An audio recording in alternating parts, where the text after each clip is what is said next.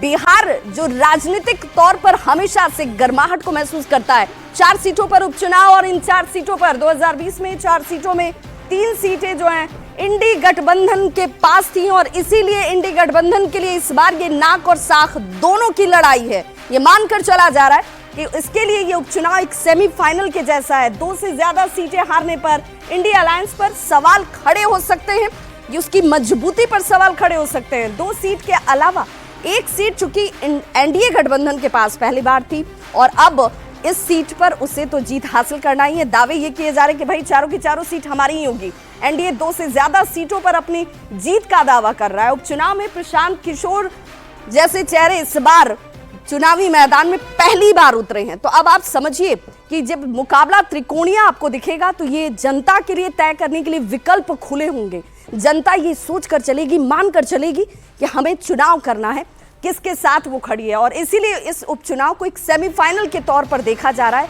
समझा जा रहा है।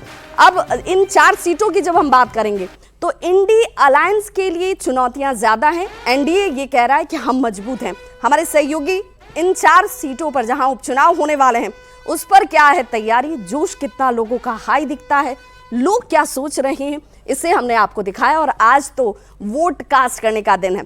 हमारे सहयोगी रवि एस नारायण हमारे साथ इस वक्त सीधे ग्राउंड जीरो से जुड़ रहे हैं। रवि, जरा सबसे पहले तस्वीरों के साथ हमारे दर्शकों को कनेक्ट कीजिए, क्योंकि मैं आपके पीछे चहलकदमी देख पा रही हूं।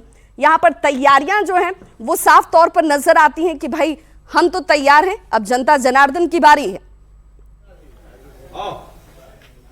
जी बिल्कुल विभा, और देखिए मैं जहां खड़ा हूं वो इमामगंज विधानसभा है और इमामगंज विधानसभा है वो कई मायनों में खास रहा है, क्योंकि जैसा आप बता रहे थे कि जो 4 विधानसभाएं हैं जहां पे उपचुनाव होना है, भले ही बिहार में 4 विधानसभाओं पे उपचुनाव होना है, लेकिन ये चारों विधानसभाएं जो हैं वो अगले विधानसभा के सेमीफाइनल के रूप में देखा जा रहा है।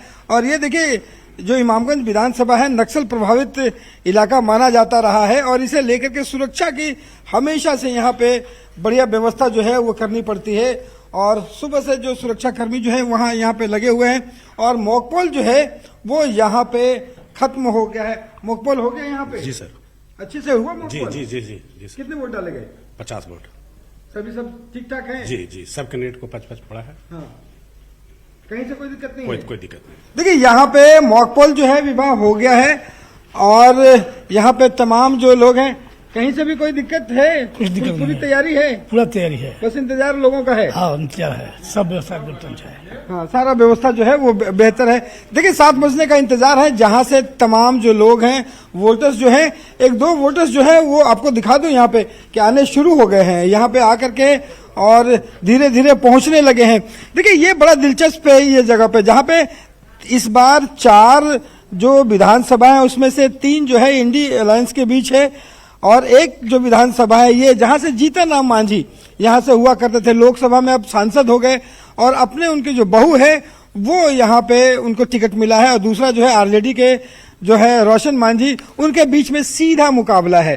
तो ये बड़ा दिलचस्प है कि इकलौती सीट जो है एनडीए को वो न सिर्फ बचानी है बल्कि दावे हैं कि चारों के चारों सीटें जो है वो जीतनी है। बिल्कुल, तो इमामगंज की सीट रवि जरा इमामगंज की सीट क्यों खास हो जाती है? इमामगंज की सीट पर सबकी निगाहें क्यों जाकर टिक गई हैं? क्योंकि ये सीट इससे पहले अपने आप में ये बता रही थी कि भाई सिर्फ एनडीए के पास ये सीट होने से नहीं काम चलेगा। एनडीए ये चाहती है कि अब 3 सीटें जो उसके पास नहीं हुआ करती थी वो 3 सीटें भी उसके पास आ जाए। लेकिन जरा देखिए इमामगंज की स्थिति, हम के जीतन राम मांझी को कुल 78,662 वोट मिले इस सीट पर जब वो जीतते रहे। आरजेडी के उदय नारायण चौधरी को उन्होंने 62,728 वोटों से शिकस्त दी थी। और ये सीट वो हमेशा से कहते रहे कि भाई मुझे चिंता की बात नहीं है और यहाँ की जनता जो है मेरे साथ ही कनेक्ट करती है और इसलिए ये सीट मेरे लिए बहुत महत्वपूर्ण हो जाती है। इस बार तस्वीरें थोड़ी बिल्कुल अलग सी तस्वीर नजर आती है क्योंकि